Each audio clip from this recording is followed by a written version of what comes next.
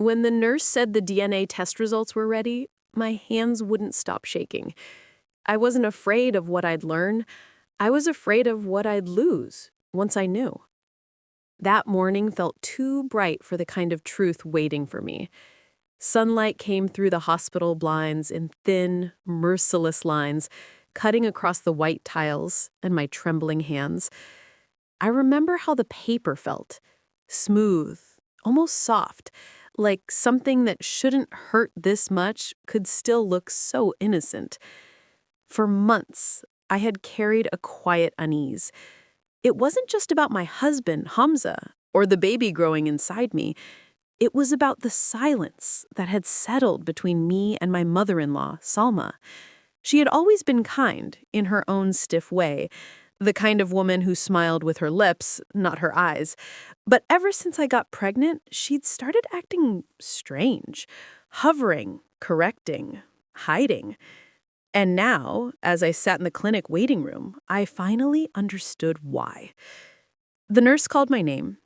I stood, knees weak, and walked into that cold white room where truths don't bend, no matter how much your heart pleads. The results confirmed it. The man I loved, the man whose name my baby would carry, wasn't who I thought he was. The blood in my child's veins told a different story, one my mother-in-law had buried long before I even entered their home. I gripped the paper, my heartbeat echoing in my ears, and whispered to myself, "She knew." Before all of this, before the tests, the lies, and the quiet shame, my life was small but happy.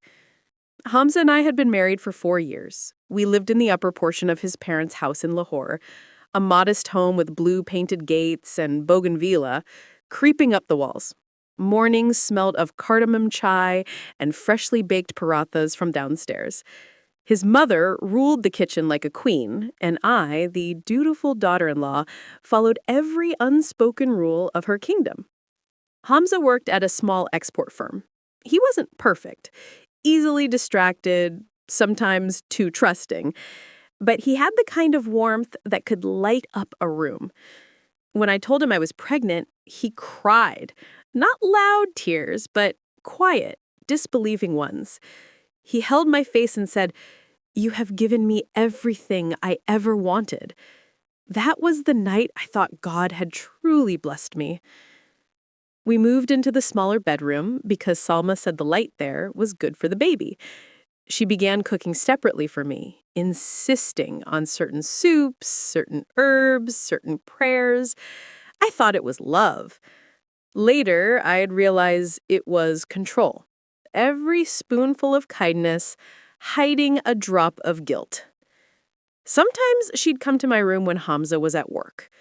She'd sit on the edge of my bed, her dupatta pulled tight around her shoulders, and stare at my stomach as if she was waiting for it to confess something. Once, she touched my belly and whispered, "You have no idea what you carry." I laughed then. I thought it was something sentimental, a poetic mother-in-law thing to say. But when I looked up, her face wasn't soft. It was pale, afraid. In the evenings, we'd all sit together for dinner. Hamza would talk about work, the new shipment, the new clients, and Salma would correct him mid-sentence, like she always did. She had this way of controlling the conversation, guiding it away from anything uncomfortable. If Hamza mentioned old family memories, she'd change the topic. If I asked about his father, who had died when Hamza was just 5, she'd say, "Some things are better left in Allah's hands." I thought she was just private. Now I think she was hiding a ghost. But back then, my world was too full of soft blankets and baby names to notice the cracks forming beneath it. It started with a photograph. I was in the storeroom one afternoon, sorting out old clothes and linens to donate. I found an old metal trunk tucked beneath the shelves. Inside were the usual things: fabric, some jewelry boxes, faded letters tied with ribbon. But between 2 envelopes, there was a photograph that didn't belong. It showed a young woman holding a baby, Hamza. I knew it instantly from his eyes. But the man beside them wasn't Hamza's father. He was taller, darker, with sharp features and a proud smile. His hand was resting gently on the woman's shoulder, and in his eyes there was a kind of quiet familiarity that I couldn't ignore. I turned it over. The back had one word, smudged and half faded. Mine. That night I couldn't sleep. I told myself it could be anyone, a cousin, a family friend. But when I asked Salma casually about old pictures of Hamza's father, her hands froze over the cutting board. She said, "All those were lost in the fire. Don't bring up the past, Beta. It's not good for the baby." Days passed. I told myself to stop overthinking. Pregnancy hormones, I said. Rest, pray, focus on the baby. But something had changed. Whenever Hamza kissed my forehead and said, "You're glowing," I felt an ache, an invisible hand pulling me away from the comfort I thought I had. One afternoon, Salma went out to visit her sister, leaving her room unlocked. I don't know what possessed me. Guilt, suspicion, fear? But I found myself inside her room, searching. The smell of rose water and camphor filled the air. On her dressing table, I found a small diary. Its pages were torn at the edges, the ink slightly faded, but one line caught my breath. "Some truths die with the mothers who protect them." That's when I knew something wasn't right. Something about my child, about Hamza, about us. From that day on, I couldn't look at her the same way. The warmth between us turned cold, polite, distant. She'd watch me from across the dinner table, and I'd pretend not to notice. Hamza remained blissfully unaware, caught between the two women who loved him most, one out of innocence, the other out of guilt. Then, in my 8th month, the doctor recommended a routine genetic test because of a minor risk detected in an ultrasound. A simple precaution, they said. I didn't know that test would unravel my entire life. Salma insisted on accompanying me. She filled out the hospital forms herself, her hands trembling as she wrote Hamza's name under father. When I asked why she looked so nervous, she smiled, that tight, uncomfortable smile I had come to dread, and said, "Hospitals make me uneasy."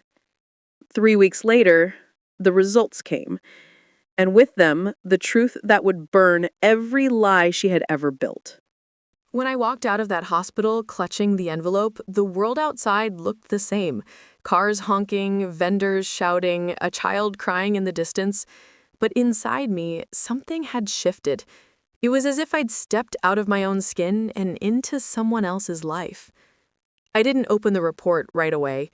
I kept it folded in my purse, heavy as a secret. The nurse had offered to explain the results, but I'd said no. I wanted to face it alone. Or maybe I was afraid that once I heard it out loud, I'd never be able to unhear it. When I reached home, Salma was sitting in the living room reading her Quran aloud, her voice steady and rhythmic. Hamza wasn't home yet. She looked up, and for the first time, her eyes flickered with real fear when she saw the envelope in my hand. I tried to speak, but my voice betrayed me. "It's the test results," I said. She blinked twice, closed her Quran slowly, and smiled. That same thin smile that had started to feel like a lie. "Good. Now you can relax, Betta. No more worrying." I wanted to believe her. I wanted her words to wrap around me like the comfort they used to carry. But something in her tone, too light, too forced, made my heart beat faster. I nodded, excused myself, and went upstairs. I sat on the bed and opened the envelope. The report was brief, clinical, detached. It said that the DNA test showed non-paternity with 0.00 probability. Hamza was not the biological father of the child I was carrying. I felt the room tilt. The air seemed thinner. My first thought wasn't disbelief. It was shame. Shame so sharp it cut through my ribs. How could that be? I had never looked at another man, never. I ran through memories like flipping through a burning book. Every moment with Hamza, every night we'd shared, every prayer I'd whispered for a healthy child. How could something so pure be built on something so false? Then my mind went to Salma, the way she'd insisted on certain hospitals, certain doctors, filling out forms herself. I remembered that day she'd stared at my belly and whispered, "You have no idea what you carry." The words hit me like thunder now. When Hamza came home that night, I couldn't face him. I lay in bed pretending to sleep, my back turned to him. He kissed my shoulder and whispered, "You okay, love?" My throat ached. I murmured, "Just tired." He fell asleep quickly, as he always did. I lay awake, staring at the ceiling, wondering how long his mother had planned this silence. The next morning, I went downstairs to make tea. Salma was already there, pouring milk into 2 cups. She turned as I entered, her movements careful, rehearsed. "I saw the report," I said quietly. The cup in her hand froze midair. A drop of milk spilled onto the counter. She didn't ask what it said. She already knew. "Let's not talk about this," she whispered, voice trembling. "It's not good for the baby." Anger rose like heat under my skin. "The baby," I snapped. "You lied to me. You've been lying since the day I entered this house." "Keep your voice down," she hissed, glancing toward the stairs. "Hamza doesn't know anything." "Doesn't know what, Ami?" My voice broke on the last word. "That his mother has been keeping a secret about his own child?" She looked at me, her lips pressed so tightly they turned white. Then she said something I'll never forget. "It's better he never does." Her confession didn't come easily. It took hours, maybe days, of me refusing to eat, refusing to speak. Finally, one evening after Maghrib, she came to my room and sat on the edge of the bed. Just like before, except this time she didn't bring tea.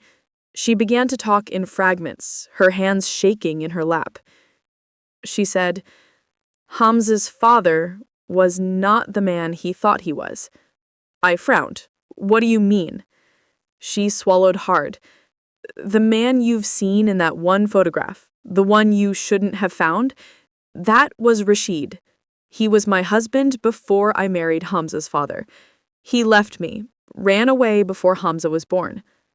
I stared at her, not understanding. "You told me your husband died when Hamza was a child." She nodded slowly. "That's what everyone believes. Hamza's father, the man whose name he carries, married me when I was already 3 months pregnant." My stomach twisted. She went on, her voice breaking. "When you got pregnant, I thought, maybe Allah was giving me a chance to fix my mistake. The same bloodline, the same mistake, corrected through silence." I stood up, heart pounding. "So you tampered with the test? Or you made sure the hospital used—" She shook her head fiercely. "No, I didn't do anything to the test. I just prayed it would never come to this. That he'd never find out who his real father was. That you never find out." "Why?" I demanded. "Why keep such a lie alive?" Her voice cracked. "Because if Hamza knows the truth, it will destroy him. It will destroy everything he believes about his father, about me, about himself." Her tears fell freely now, but I couldn't feel sorry for her. "Then you should have thought about that before burying the truth under a marriage," I said coldly. "You made your son live a lie, and now you've made me part of it." She looked up, her eyes hollow. "You think I don't live with that guilt every day? Every time I see Hamza smile, I remember the man who left me to raise him alone. I just wanted to protect him, to protect you both." I turned away, tears burning my eyes. "You didn't protect us. You cursed us." That night, I packed a small bag. I couldn't stay. The house felt haunted by her guilt, by my confusion, by the ghost of a father I never met. Hamza was asleep again when I left. I stood by the doorway for a long time, watching him breathe, my hand resting on my stomach. The baby kicked, a soft, rhythmic reminder that life keeps moving, even when hearts are breaking.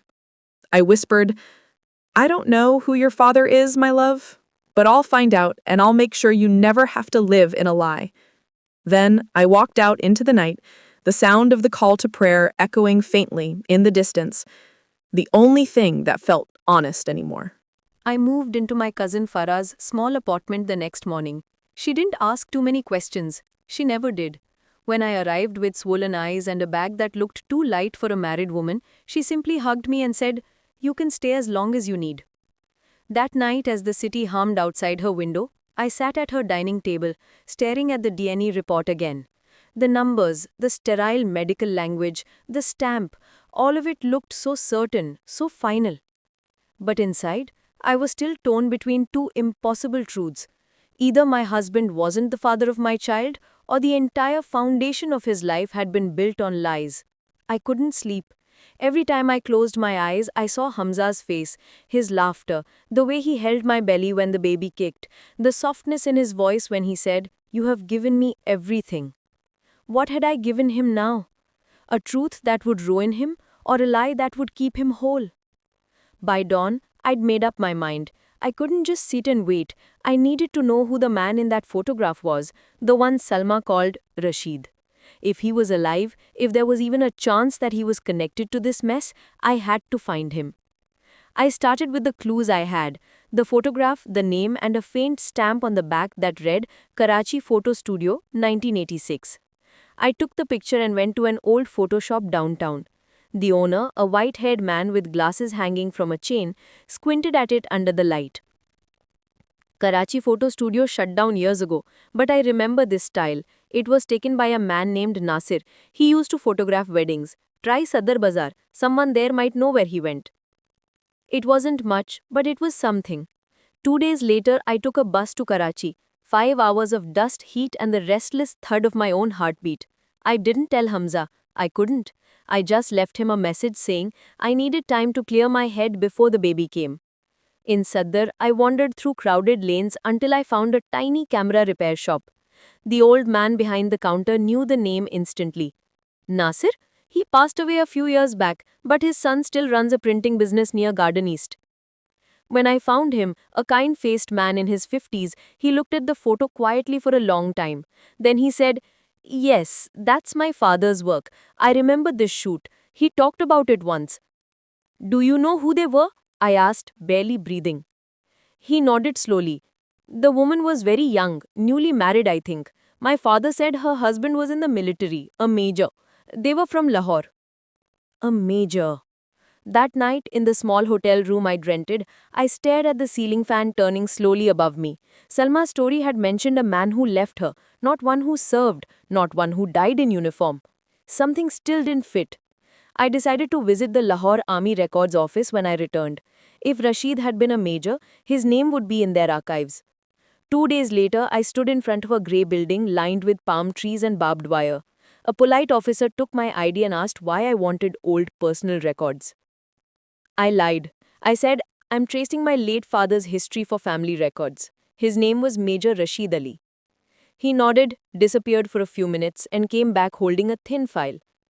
"Major Rashid Ali, retired 1991, still living, Karachi address." My pulse quickened. "Still living?" He nodded again. "Yes, madam. He comes here every few months for pension paperwork." I thanked him, my voice trembling, and walked out with the address written on a scrap of paper. When I finally reached the small house in Karachi's old Clifton area, my heart felt like it might collapse under its own weight. I didn't know what I'd say. What could I say? "Hello, I'm your son-in-law and your granddaughter is about to be born?" I knocked. An elderly man opened the door. His face was thinner now, but I recognized him instantly from the photograph. The same sharp eyes, the same proud bearing. "Yes," he said politely. "Are you Major Rashid Ali?" He nodded. "I am." I hesitated. I think you might know my mother-in-law, Mrs. Salma Ahmed." His expression changed, just slightly, but I saw it, a flicker of something old and painful. He stepped aside. "Come in." The house smelled of old wood and books. There were photographs on the wall, military events, medals, one with a woman and a little boy I instantly recognized. Hamza. My throat tightened. He poured 2 cups of tea, hand steady despite the tension in the air. I haven't heard that name in decades, he said finally. Why are you here? I took a deep breath. Because your past is about to destroy my present. He frowned. I told him everything about Salma's confession, about the DNA test, about Hamza, about my unborn child. He listened silently, not interrupting once. When I finished, his face looked pale, almost grey. She told me she lost the baby, he whispered after a long silence. Back then, she said she'd miscarried before I left for duty. I was devastated, and when I came back months later, she was gone, married to someone else. So you didn't know Hamza was yours? I asked quietly. He shook his head, tears glistening in his tired eyes. No, I never knew. I would have I would have been there for him. For a long time we both sat there in silence. The only sound was the ceiling fan whirring softly above us, steady, unbothered, like time itself refusing to stop. Finally, he looked up. Does Hamza know? I whispered. Not yet. And I don't know if I should be the one to tell him. Rashid nodded, voice heavy with remorse. Then let me. It's my burden to carry, not yours. But I knew if this truth came from me, the woman he trusted most, maybe it would hurt less. Or maybe it would hurt more. Either way, it was too late to pretend we could go back. When I returned to Lahore, Hamza was waiting outside Farah's apartment. He looked exhausted, his hair unkempt, his eyes rimmed with worry. Where have you been?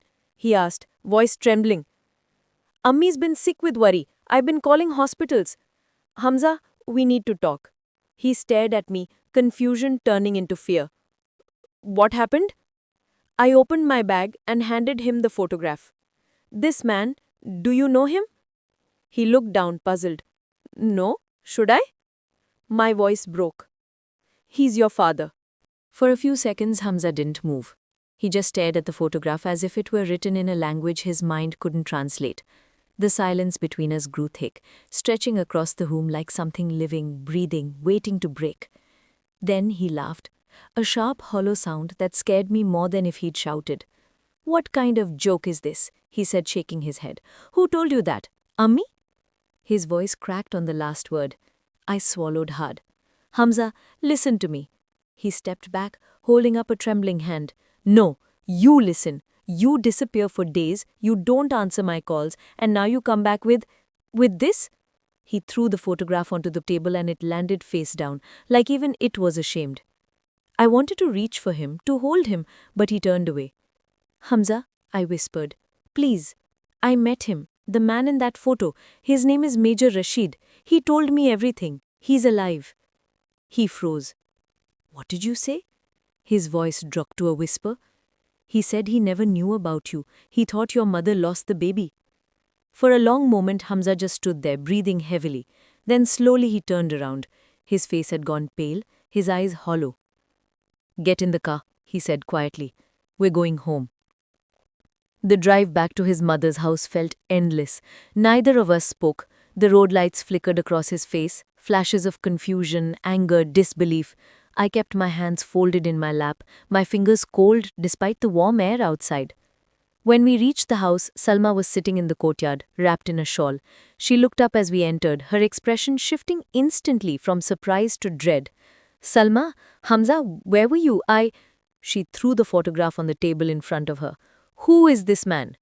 Her lips parted but no sound came out. Who is he, Hamza? Salma's voice rose, not with rage, but with the heartbreak of a child realizing his whole life had been built on a story that never existed. Salma took a step back, her hands trembling. Beta, please sit down. Let me explain. He shook his head, eyes glistening. Explain what? That the man you said was my father wasn't? That you made me mourn a man who never existed? She tried to reach for him, but he pulled away. Tell me the truth, he said, his voice breaking. Tell me everything. And she did. For the first time in 30 years, Salma spoke without filters, without pretense. She told him about Rashid, the young army officer who had promised her forever, then left when war broke out. She told him about the fear, the shame, the loneliness, about how her family forced her into a marriage to protect their honor, about how she carried both love and guilt inside her womb when he was born. I wanted to tell you, she whispered through tears, but every time I saw you smile, I couldn't. You deserved peace, Hamza. You deserved a father even if he wasn't yours by blood. Hamza sank into a chair, his hands covering his face. And what did that give me, Ami? Peace or lies? Her sobs filled the room. I stood silently near the door, my heart aching for both of them. There was no easy side to take. No villain, no savior. Just broken people doing their best to protect what they loved and hurting each other in the process. After what felt like hours, Hamza finally spoke again. Does Abu, does he know? Selma shook her head. He never knew. He looked up, his eyes red. And now? What do you expect me to do with this? Go shake the hand of a stranger and call him father? No, she whispered. Just forgive me better. I didn't do this out of cruelty. Hamza stood up, his jaw clenched. You didn't do it out of love either. He walked past her, past me, straight into the night. He didn't come home that night. Salma sat in the courtyard until dawn, her Quran open on her lap, her lips moving silently. I watched from the window, unable to sleep, unable to eat, unable to pray. The baby shifted inside me, restless, as if it too could feel the storm raging around us. When Hamza finally returned the next morning, he looked older, tired in a way no sleep could fix. He didn't look at his mother. He came straight to me. I met him, he said quietly. My breath caught. You did? He nodded. Rashid. He didn't deny anything. He showed me old letters, ones Ammi wrote but never sent. He said he never stopped thinking about her, about me. He looked down, his voice cracking. All these years, I thought I came from a man who died a hero. Turns out I came from a man who lived with guilt. I reached for his hand, and this time he didn't pull away. What now? I asked softly. He took a deep breath. Now, I decide what kind of father I want to be. 2 weeks later, the family gathered at Salma's house. Hamza had asked his uncles, cousins, everyone who'd grown up believing the same lie to come. I begged him not to make it public, not to humiliate her. He looked at me with tired eyes and said, This isn't about revenge, it's about truth. When everyone had settled, he stood in the middle of the courtyard holding the photograph. This man, he said, voice steady, is my real father. A ripple went through the crowd. Gasps, murmurs, disbelief. Salma sat silently, her eyes fixed on the ground. Hamza continued, his voice breaking just once. Ami lied to protect me. I understand that now. But lies, no matter how soft, still wound. They wound quietly, they spread. I won't let my child inherit that. Then he turned to his mother. I forgive you, he said simply. The silence that followed was deeper than any noise could have been. Salma looked up, tears streaming down her face. She whispered, Shukriya, beta, and collapsed into sobs. Hamza went to her, knelt down, and held her. For the first time in weeks, something inside that house began to heal. Not perfectly, not completely, but enough. Time doesn't stop for broken hearts. It only teaches them how to beat differently. The weeks that followed the revelation were quieter than I expected. No shouting, no dramatic scenes, just the slow, awkward dance of a family learning how to breathe again after drowning in truth. Salma stopped coming downstairs for meals. The courtyard that once echoed with her voice now held only silence and the rustle of leaves. I'd often find her sitting by the window, staring out as if waiting for forgiveness to take human form and walk through the gate. Hamza, meanwhile, moved through the house like a man walking barefoot over glass. He spoke softly, worked silently, and prayed longer than before. Some nights, I'd wake up and find him in the living room holding the old photograph of Rashid. He didn't speak of him often, but when he did, there was a kind of peace in his tone. Not acceptance, not yet, but something close. The night I went into labor, it was raining. Salma was the first to reach my side. Despite her frailty, she guided me with trembling hands, whispering the same duas she had once whispered over her own belly decades ago.